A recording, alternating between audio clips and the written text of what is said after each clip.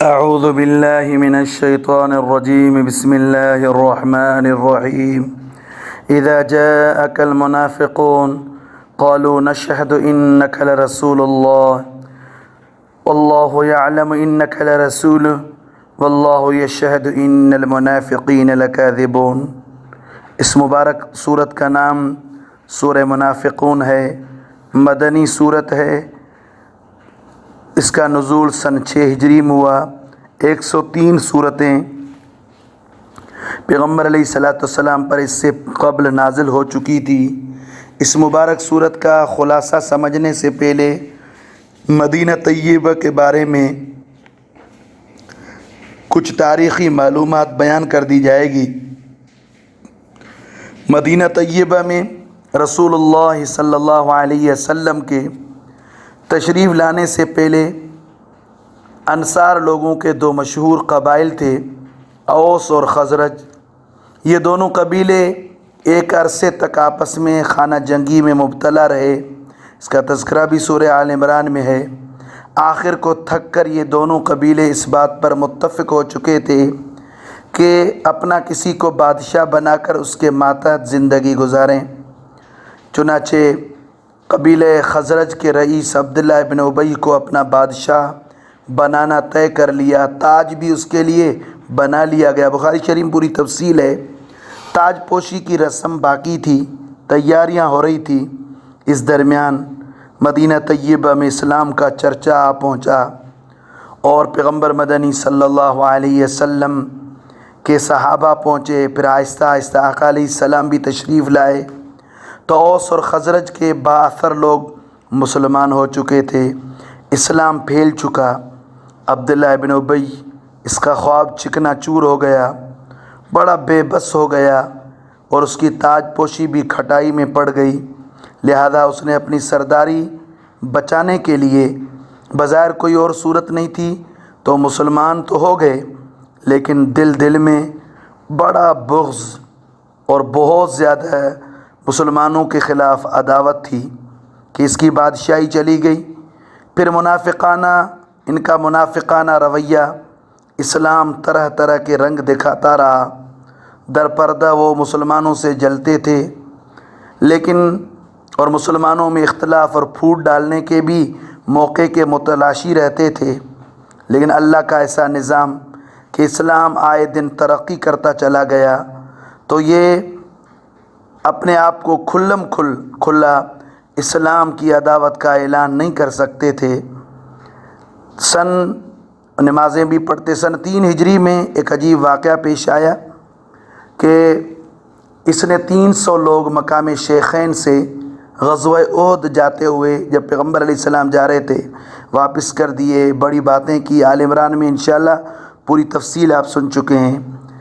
تو اس موقع پر جب یہ پیغمبر علیہ السلام واپس تشریف لائے تو یہ عبداللہ ابن ابی اس کے حسب معمول جمعے کے دن جب پیغمبر علیہ السلام خطبہ ارشاد کر دینے کے لیے ممبر پر تشریف فرماتے تو یہ کہتا تھا، یہ اللہ کے رسول تمہارے درمیان موجود ہیں اور اس کی تائید کرو، اس کی اطاعت کرو۔ تو اس پر مسلمانوں نے کہا، تو بیٹھ جا، تو ان باتیں کرنے کا اہل نہیں ہے، بڑا بدبخت ہے۔ اس پر اس کی بڑی تذلیل ہوئی اور یہ لوگوں کے کندھوں کو پھلانگتے ہوئے باہر جانے لگا۔ اس کو کہا گیا، تعالوا یستغفر لکم رسول اللہ، آ جاؤ، اللہ کے رسول آپ کے لیے معافی مانگیں گے، استغفار کریں گے، لیکن یہ بدبخت نہیں آیا۔ پیغمبر علیہ السلام کا تو اتنا بڑا اخلاق تھا۔ ابن عمر رضی اللہ تعالیٰ عنہما سے روایت ہے ترمذی شریف میں، جب اس کا بیٹا عبداللہ، وہ رضی اللہ عنہ سچے مسلمان تھے، جب یہ مرا تو پیغمبر علیہ السلام کی خدمت میں حاضر ہو کر پیغمبر علیہ السلام سے جب عرض کیا، آقا علیہ السلام نے اپنی قمیص مرحمت فرمائی اور اسی طرح پیغمبر علیہ السلام نے اس کی نماز بھی پڑھائی۔ یہ تو پیغمبر علیہ السلام کا اخلاق تھا۔ بہرحال سن 6 ہجری میں ایک مہاجر صحابی، ایک انصاری صحابی کے درمیان تھوڑی سی بات بڑھ گئی اور مہاجر نے یا للمہاجرین کہتے ہوئے مہاجرین کو پکارا، یا للانصار کہہ کر انصاری نے اپنے ساتھیوں کو پکارا۔ اس پر بات آگے چلی گئی، بہرحال پیغمبر علیہ السلام تشریف لائے، دونوں کو سمجھایا کہ دعوها فإنه منتنہ، یہ بدبودار نعرے قومیت اور عصبیت کے، سانپ ہے پھر اپنے گھر سے برآمد ہو یا کہیں اور سے، پھول ہے پھر اپنے گھر کا ہو یا کسی دشمن کے گھر کا ہو۔ اسی طرح اچھے لوگ وہ اچھے ہوتے ہیں اور برے ہوتے ہیں، اپنے ہوں یا کسی اور کے ہوں، یہ ذہن میں رکھنا۔ اس طرح تعاونوا علی البر والتقوی، ایک دوسرے کا تعاون تقوی اور نیکی پر کرنا ہے، ولا تعاونوا علی الاثم والعدوان، حتیٰ کہ بھائی بھی غلط ہے ظلم پر تو اس کا تعاون نہیں کرنا۔ بہرحال یہ ایک لمبا موضوع ہے، تو عصبیت سے اپنے آپ کو بچانا ہے۔ اس بدبخت نے بڑی باتیں کی، اس مبارک صورت کے پہلے رکوع کے اینڈ پر پوری تشریح موجود ہے۔ بہرحال حضرت زید بن ارقم رضی اللہ تعالیٰ نے یہ باتیں سنی، پیغمبر علیہ السلام کی خدمت عالیہ میں آ کر عرض کیا۔ آقا علیہ السلام نے تحقیق کے لیے جب اس کو بلایا، یہ تو قسمیں کھانے لگا، کہنے لگا کہ اللہ کی قسم میں نے ایسی کوئی بات ہی نہیں کی ہے۔ زید بن ارقم رضی اللہ تعالیٰ کے پاس چونکہ کوئی دلیل نہیں تھا، بڑے رنجیدہ ہو گئے، لوگ بھی زید بن ارقم رضی اللہ تعالیٰ عنہ کو ڈانٹنے لگے۔ اللہ کی قدرت، اس موقع پر یہ مبارک صورت نازل ہوئی، پوری تشریح من و عن، جس طرح اس بدبخت نے باتیں کی تھی کہ لَئِن رَجَعْنَا إِلَى الْمَدِينَةِ لَيُخْرِجَنَّ الْأَعَزُّ مِنْهَا الْأَذَلَّ، یعنی اگر ہم مدینہ گئے تو نعوذ باللہ ان ذلیل لوگوں کو نکالیں گے۔ اس طرح اس نے کہا لا تنفقوا علی من عند رسول اللہ حتی ینفضوا، یہ جو پیغمبر علیہ السلام کے پاس صحابہ پڑھ رہے ہیں، اصحاب صفہ کے جو غریب صحابہ جو پڑھتے تھے، ان کے لیے کہا کہ ان پر خرچہ کرنا چھوڑ دو، یہ بھاگ جائیں گے۔ رب العالمین نے بڑے جوابات دیے، سورت کے تفصیلی تفسیر میں آپ دیکھیں گے پوری باتیں واضح ہو جائیں گی۔ پھر آخر میں اللہ تعالیٰ نے فرمایا کہ خزانے تو وَلِلَّهِ خَزَائِنُ السَّمَاوَاتِ وَالْأَرْضِ، زمین و آسمان کے خزانے رب العالمین کے قبض قدرت میں ہیں، تو کون ہوتا ہے کھلانے والا۔ اس طرح عزت اور ذلت یہ سارے نقشے رب العالمین کے قبض قدرت میں ہیں۔ قُلِ اللَّهُمَّ مَالِكَ الْمُلْكِ تُؤْتِي الْمُلْكَ مَنْ تَشَاءُ وَتَنزِعُ الْمُلْكَ مِمَّنْ تَشَاءُ وَتُعِزُّ مَنْ تَشَاءُ وَتُذِلُّ مَنْ تَشَاءُ، سب کچھ اللہ ہی کے قبض قدرت میں ہے۔ بہرحال اس کے دوسرے رکوع میں اہل ایمان کو تلقین فرمائی گئی کہ دیکھو ان بے وقوفوں کی طرح تم دنیا کے مال اور اولاد میں جی لگا کر نہ بیٹھنا کہ آخرت کو ہی بھلا دینا۔ لا تلہکم اموالکم ولا اولادکم عن ذکر اللہ، آگے فرمایا یہ مال جو اللہ نے دیا ہے یہ جمع کرنے کے لیے نہیں ہے، انفقوا مما رزقناکم، اس کو اللہ کی خوشنودی حاصل کرنے کے لیے خرچ کرتے رہو۔ فرما رہے ہیں ورنہ مرتے وقت پچھتانا پڑے گا، خرچ کرنے اور اللہ کی رضا حاصل کرنے کا سارا موقع نکل چکا ہوگا، اس وقت خرچ کرنے کی تمنا بھی غیر مفید ہوگی۔ اور اس معاملے میں یہ بھی سمجھایا کہ یہ مختصر سی زندگی ہے، جب موت آئے گا تو ذرہ برابر بھی مہلت نہیں دی جائے گی۔ دعا کریں اللہ تعالیٰ یہ منافقین کے کرداروں سے ہم سب کی حفاظت فرمائے۔ اعوذ باللہ من الشیطان الرجیم، بسم اللہ الرحمن الرحیم۔ یسبح للہ ما فی السماوات وما فی الارض، لہ الملک ولہ الحمد وہو علی کل شیء قدیر۔ صدق اللہ مولانا العظیم۔ یا رب صل وسلم دائما ابدا علی حبیبک خیر الخلق کلہم۔ سورہ تغابن مدنی صورت ہے، تقریباً ہجرت سے کچھ عرصہ بعد میں مدینہ طیبہ میں پیغمبر علیہ السلام پر نازل ہوئی۔ اس سے پہلے 92 صورتیں نازل ہو چکی تھی۔ سورہ تغابن کہتے ہیں ہار جیت کو، چونکہ اس مبارک صورت میں قیامت کے دن کا فیصلہ، زندگی کی بازی کی ہار اور جیت کا، تو اس مناسبت سے سورہ تغابن۔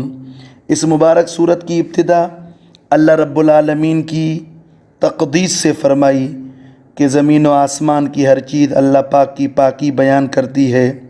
حقیقت میں تمام کائنات پر بادشاہی اسی کی ہے لہُ الملک، اور اسی کا ہی حکم چلتا ہے، ساری خوبیاں اور کمالات اسی کے اندر جمع ہیں، اسی نے ہی انسان کو پیدا فرمایا۔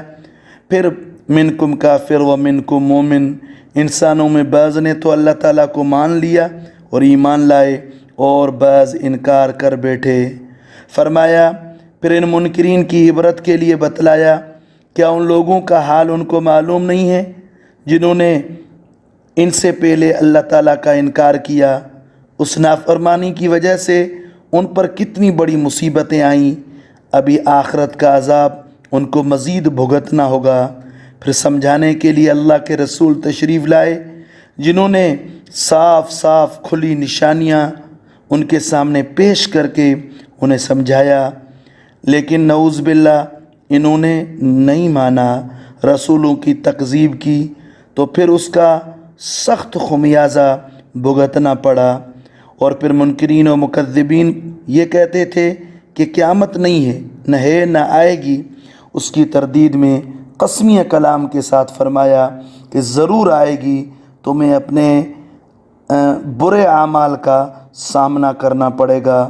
آگے فرمایا اگر خیر چاہتے ہو تو اللہ کو مانو، اللہ کے رسول کو مانو، کلام الہی کی روشن آیات کو مانو، ورنہ قیامت کے دن سخت ٹوٹے اور خسارے میں رہو گے۔ اس دن ایمان والے جنت میں جائیں گے، بدکار کافر جہنم میں دھکیل دیے جائیں گے۔ چونکہ یہ مبارک سورت جب نازل ہوئی تھی، زمانے نزول میں مسلمان سخت مصائب اور شدائد میں گرفتار تھے۔ کفار مکہ نے اہل ایمان کو گھر بار چھوڑ کر وہاں سے نکل جانے پر مجبور کیا تھا۔ پھر کچھ ہجرت کر کے مدینہ طیبہ آ گئے تھے، کچھ ابھی بھی مکۃ المکرمہ میں تکالیف اور مشقتوں کا سامنا کر رہے تھے۔ اس لیے اہل ایمان کو دوسرے رکوع میں تسلی دی گئی کہ جو مصیبت آتی ہے وہ اللہ کے حکم سے ہی ہوتی ہے، ایمان والے اس کی غرض اور غایت سمجھ لیتے ہیں، صبر اور استقامت سے کام لیتے ہیں، منکرین و کافر مارے مارے پھرتے ہیں۔ پھر سمجھایا اللہ کی طرف سے دیا ہوا مال اور اس طرح رب العالمین کی طرف سے عطا کردہ اولاد، یہ اگر صحیح اللہ اور اس کے رسول کی مرضی کے مطابق ہیں پھر تو نعمت ہے، ورنہ یہ آزمائش ہے، اور اس سے بھی آزمائش ہوتی ہے۔ لہذا ہر وقت بچتے رہنا کہ کہیں مال میرے سے غلط نہیں استعمال ہو رہا، میری اولاد کہیں شریعت سے تو نہیں ہٹ رہی۔ تو آگے فرمایا رب العالمین بڑے فیاض ہیں، لہذا تم اللہ تعالیٰ کے نام پر جو کچھ خرچ کر رہے ہو اس کو قرضے سے تعبیر کیا۔ کتنی بڑی مہربانی رب العالمین کی، فرما رہے ہیں پھر اپنے فضل سے رب العالمین نوازے گا۔ آگے سورہ طلاق میں طلاق کے احکام اور مسائل بیان فرمائے گئے۔ پیغمبر علیہ الصلاۃ والسلام کے ذریعے اہل اسلام کو یہ حکم دیا گیا جب تم کسی مجبوری اور شدید عذر کی بنا پر عورتوں کو طلاق دیا کرو تو ان کو حیض سے پہلے یعنی پاکی اور طہر کے زمانے میں طلاق دیا کرو۔ طلاق دینے کے بعد عدت کی پوری خبر گیری کیا کرو۔ عدت جب پوری گزر جائے اس کے بعد اگر طلاق رجعی تھی تو اس صورت میں آپ واپس رجوع بھی کر سکتے ہو۔ خدا سے ڈرو اور اس معاملے کے اندر ان مطلق عورتوں کو عدت کے دوران گھروں سے نہ نکالو، نہ وہ خود نکلیں۔ ہاں الا ان یاتین بفاحشۃ مبینہ، کوئی بے حیائی کرے، چوری، زنا یا تکرار اور لڑائی، اس وقت میں اس کو گھر سے نکالنا جائز ہے۔ آگے فرمایا گیا جب رجوع کرو تو اس وقت بھی اشہدوا ذوی عدل منکم، دو عادل گواہ اس پر گواہ بنا لو تاکہ آئندہ کوئی جھگڑا یا اختلاف نہ ہو۔ پھر گواہوں کو بتایا گیا کہ وہ اللہ کے واسطے ٹھیک ٹھیک اور سچی گواہی دیں۔ آگے ایک اور مسئلہ کہ عدت کے متعلق، ویسے سورہ بقرہ میں ہم نے تشریح پڑھی ہے، ہاں جن عورتوں کو حیض نہ آتا ہو، اللاتی یئسن من المحیض، تو ان کا فعدتہن ثلاثۃ اشہر، ان کی عدت 3 مہینے ہیں۔ اس طرح اولات الاحمال حاملہ جو عورتیں ان کی عدت وضع حمل ہے۔ پھر آگے بتایا کہ مطلقہ اگر دودھ پلانے والی ہے تو دودھ پلانا اور پلوانا یہ تو شوہر کی ذمہ داری ہے، البتہ یہاں پر ماں کو ترجیح دینی چاہیے۔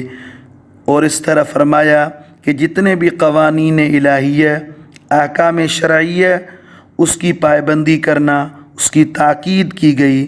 اور اس طرح گزشتہ قوموں کا تذکرہ جنہوں نے اللہ کے احکام کو اور اس کے رسول کے احکامات سے سرکشی اختیار کی، ان پر پکڑ آئی، ان کو سخت سزا ملی اور دنیا میں بھی خسارے میں پڑے اور دنیا میں بھی ہلاکت اور بربادی ان کا مقدر بنی، آخرت میں عذاب جہنم بھگتنا پڑے گا۔ یہ وعید سنا کر اہل ایمان کو یہ سمجھایا گیا کہ تم نے جو عقل سے کام لیتے ہوئے ایمان لائے ہو، اب عقل مندی کا تقاضا یہ ہے کہ تم خدا کے باتوں پر یقین رکھو، اللہ سے ڈرتے رہو، اس کے تمام احکامات کو من و ان مانتے ہوئے فرما برداری کرو۔ اور اس کی اطاعت کا ایک طریقہ یہ ہے کہ قرآن مجید رب العالمین نے تمہاری طرف پیغمبر مدنی صلی اللہ علیہ وسلم کی وساطت سے نازل فرمایا ہے، اس کے احکامات صاف صاف واضح ہیں، پیغمبر علیہ السلام تمہیں سمجھاتے ہیں تاکہ تم لوگ ایمان لاؤ، عمل صالح اختیار کرو، جہالت اور غفلت کی ظلمت سے نکل کر علم و عمل کے نور میں آ جاؤ۔ پھر وعدہ فرمایا گیا اور بشارت دی گئی، جو شخص اللہ پر ایمان لائے گا، عمل صالح اختیار کرے گا، اللہ تعالیٰ اس کو آخرت میں جنت کے باغات میں داخل فرمائے گا، جہاں ہر طرح کی نعمتیں ہمیشہ ہمیشہ کے لیے میسر ہوں گی۔ اخیر میں اللہ تعالیٰ کا واجب الاطاعت ہونا اس طرح ظاہر فرمایا گیا کہ اللہ تعالیٰ نے ساتوں آسمان اور زمین پیدا فرمائے، سب میں اسی کے احکام چلتے ہیں، سب اسی کے زیر فرمان ہیں، تو جب ہر شے پر قادر ہے، ہر چیز اس کے علم میں ہے، تو ایسے خدا کا ماننا، واجب الاطاعت ہونا یہ ظاہر ہے۔ اس کے احکامات کی اطاعت کرو اور اس کے احکام کی مخالفت سے بچو۔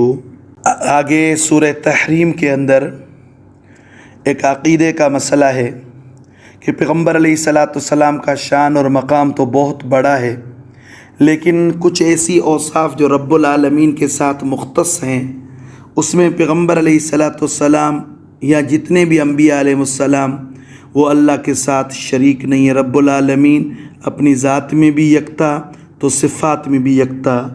اس مبارک صورت کا شان نزول میں ایک واقعہ ہے جو تفصیل تو آپ تفسیروں سے پڑھ لینا۔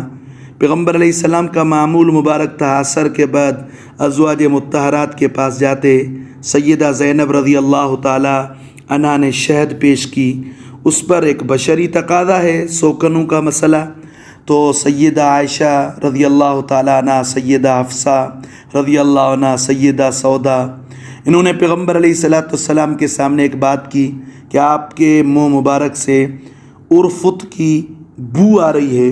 اس پر پیغمبر علیہ السلام نے فرمایا کہ میں اپنے اوپر شہد کو حرام کرتا ہوں۔ اس پر آیت نازل ہوئی کہ لِمَ تُحَرِّمُ مَا أَحَلَّ اللَّهُ لَكَ، جو چیزیں اللہ نے آپ کے لیے حلال کی ہیں اس کو آپ حرام نہیں کر سکتے۔ لہذا آگے دوسری آیت میں پھر چونکہ جہاں بھی صحابہ کا آپس میں مسئلہ ہو تو وہیں ذرا زبان کی حفاظت کرنی چاہیے۔ اس کے بعد آگے پیغمبر علیہ السلام نے چونکہ قسم اٹھا لی تھی تو فرمایا قد فرض اللہ لکم تحلۃ ایمانکم، آپ کی قسم جو آپ نے اٹھا لی آپ فی الحال حانث ہو جائیں، پھر اس کا کفارہ دے دیں جو سورہ مائدہ میں قسم کا کفارہ ہے۔ پھر ازواج مطہرات رضوان اللہ علیہن اجمعین کو ذرا تنبیہ کی گئی کہ تمہیں اس طرح نہ کرنا چاہیے، بلکہ تمہیں پیغمبر علیہ السلام کے ساتھ باقاعدہ تعاون کرنا چاہیے۔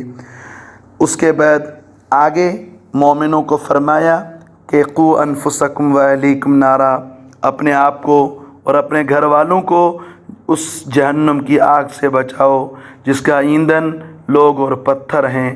فرماتے ہیں اس کے بعد فرمایا کہ کافروں آج قیامت کے دن فرمائیں گے اللہ تعالیٰ کہ عذر پیش نہ کرو، اور آگے مومنوں کو فرمایا اللہ کی طرف سچی توبہ کرو۔